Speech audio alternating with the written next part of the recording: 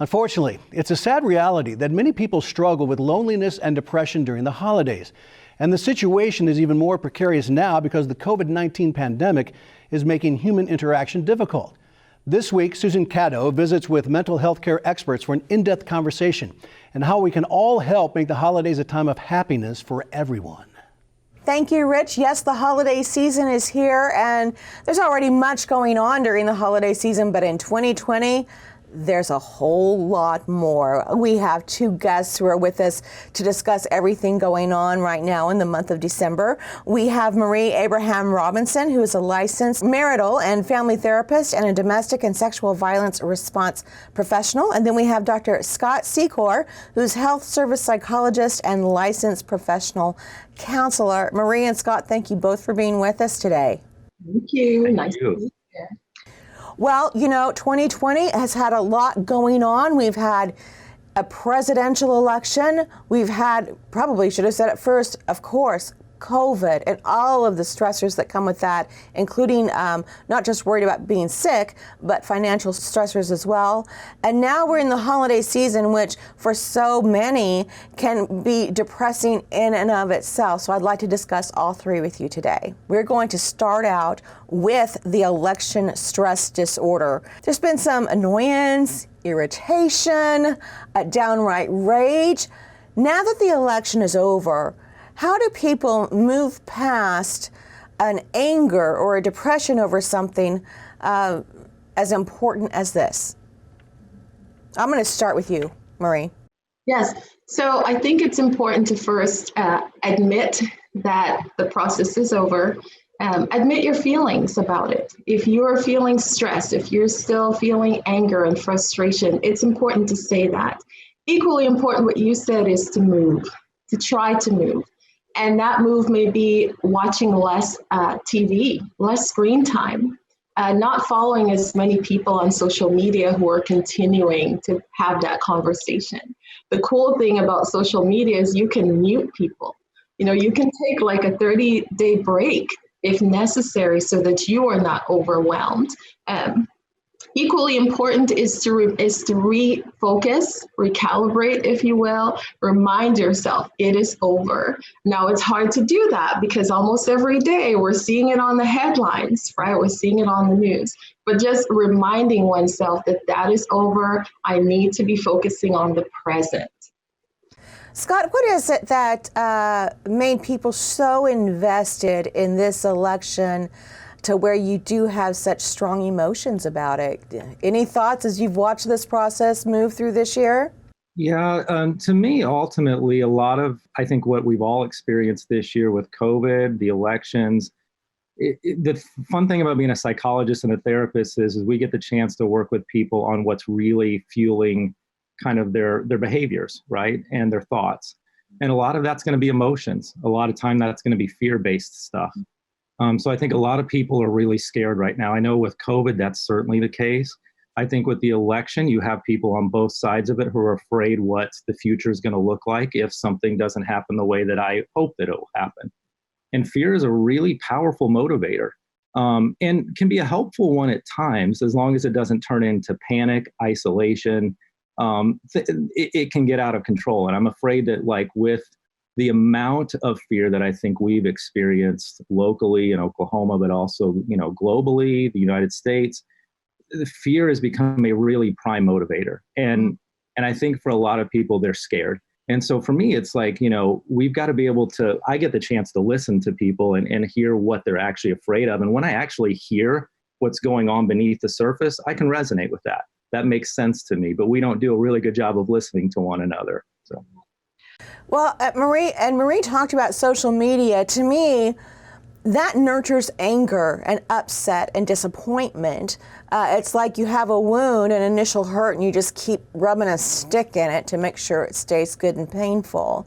How dangerous can social media be if it's not used in a healthy way, Marie?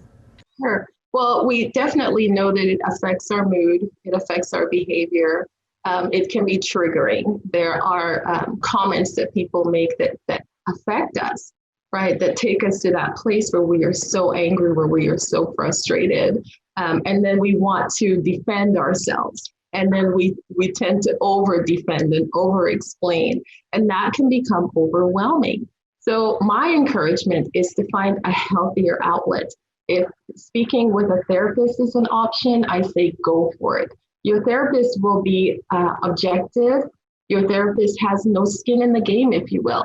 That's a safe space for you to express all of your frustration, no matter which side you're on. The other aspect of 2020, of course, is COVID. I can't even begin to number the amount of different types of stressors that go along with just that pandemic hitting the world in the U.S. And one of those is financial, and I've certainly experienced financial stress. It is such a burden. Scott, I was talking with you earlier. When you're under such a heavy burden, it's hard to find joy in anything. Why is that?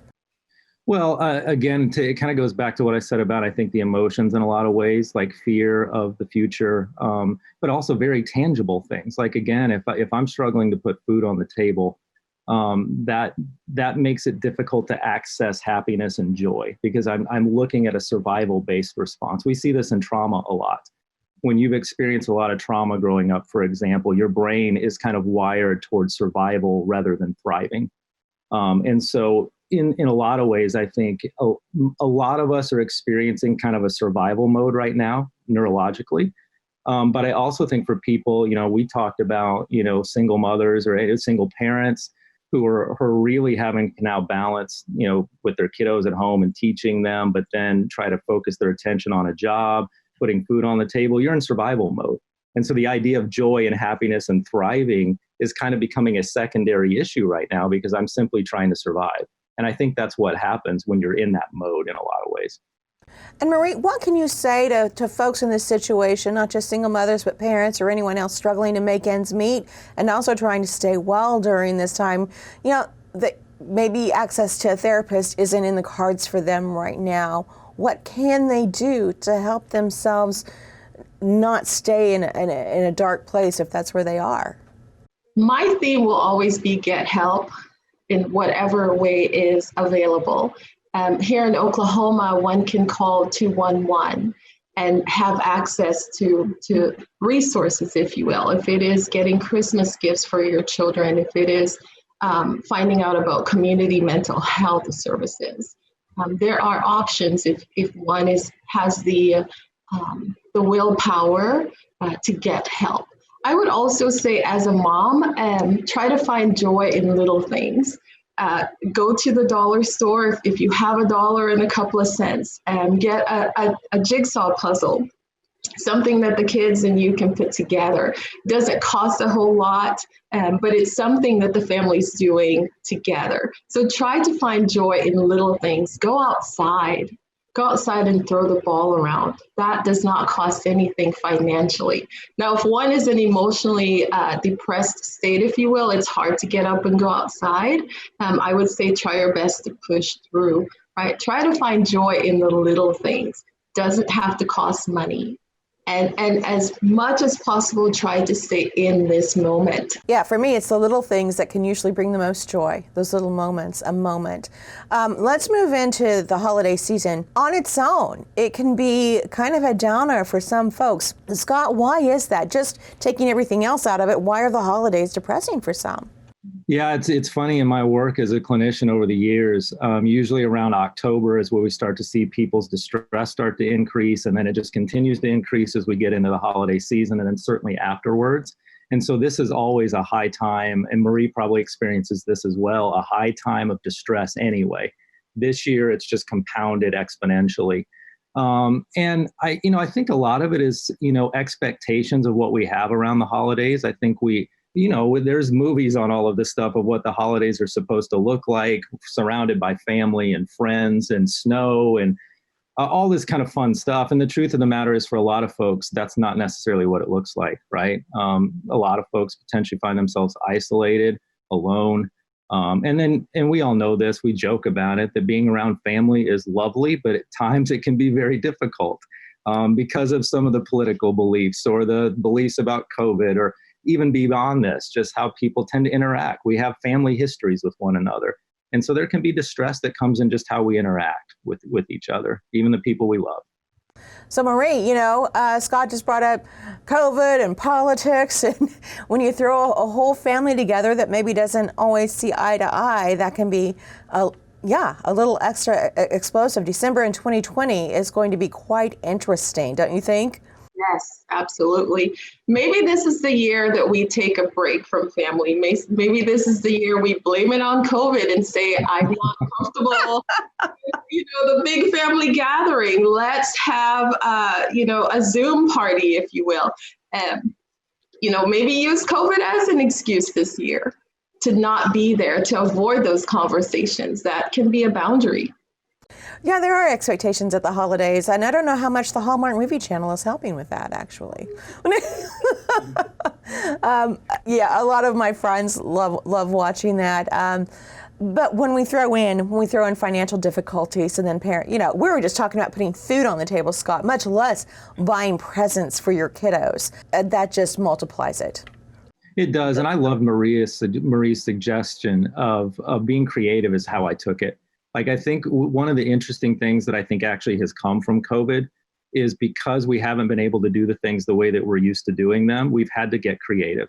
And I think it doesn't have to be anything expensive. I loved her idea about it's the small things. I think we all inherently know that to be true, but we forget those things, particularly when we have access to all that we have access to in this country. We forget that at the end of the day, it's about just being with others. That's the power. It's not about what we do or how much we spend on it. Let me ask you both, and either one of you can answer it or you can talk about it. When people say live in the present, I think so much fear and worry comes from living in the future. And we don't know what's going to happen tomorrow. We fear about what's going to happen tomorrow. How can what advice, or how would you advise a patient on how to stop living and worrying about the future and try to focus on the right now? I'm a big fan of mindfulness, the mindfulness practice, mindfulness apps that remind us to take a breath, that remind us to stop and breathe, if you will.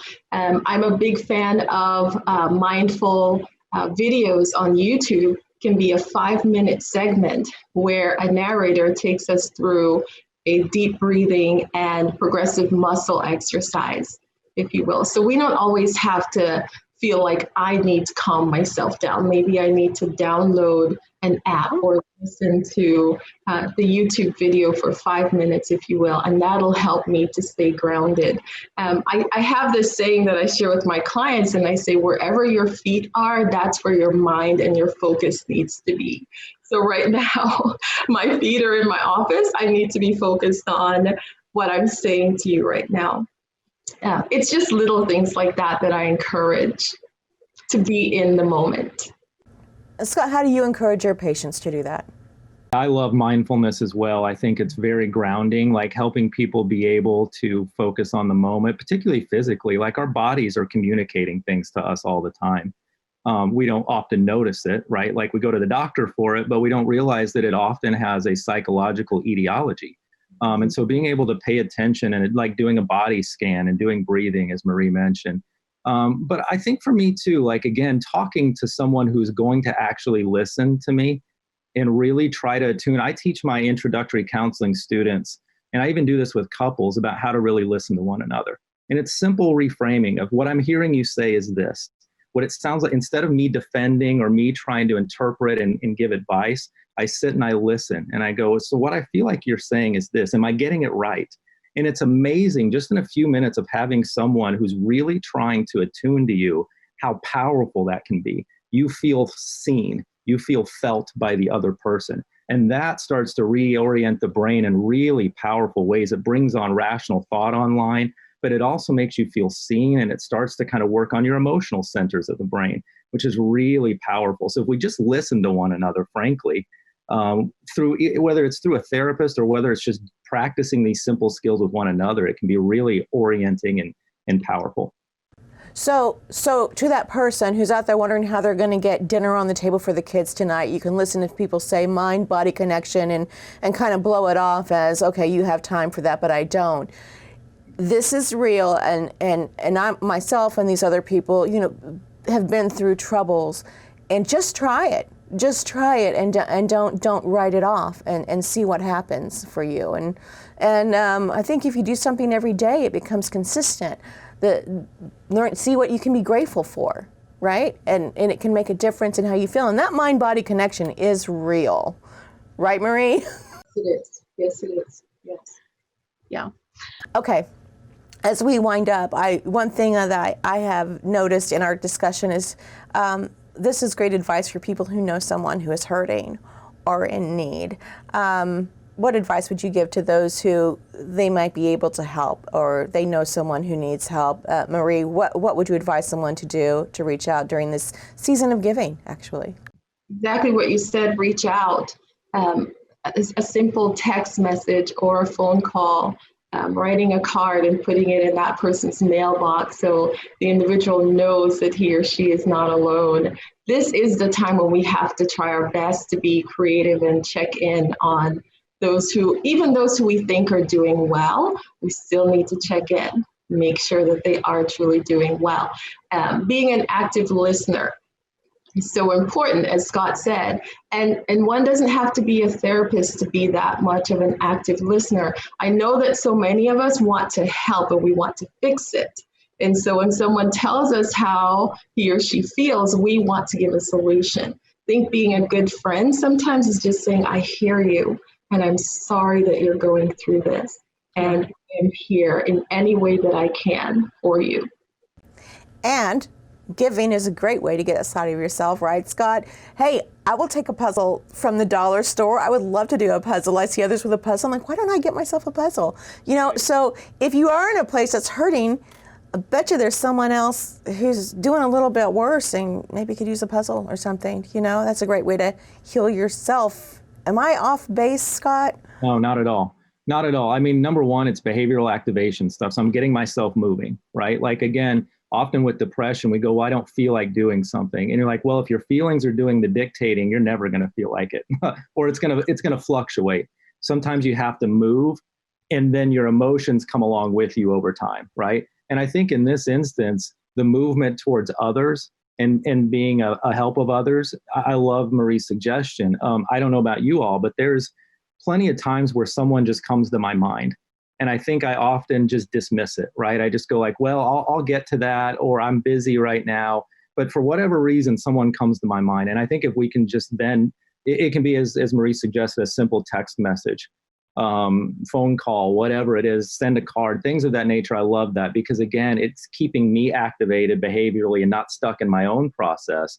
But it's also involving thinking of others, reaching out to others. And boy, I know we all know this. All it takes is a simple like, hey, I've been thinking about you, and how powerful that can be when someone sends that to you, right? It goes, wow, I'm not alone in this. Yeah. Exactly. Well, I'd like to thank both of you for joining us and sharing your insights during this holiday season.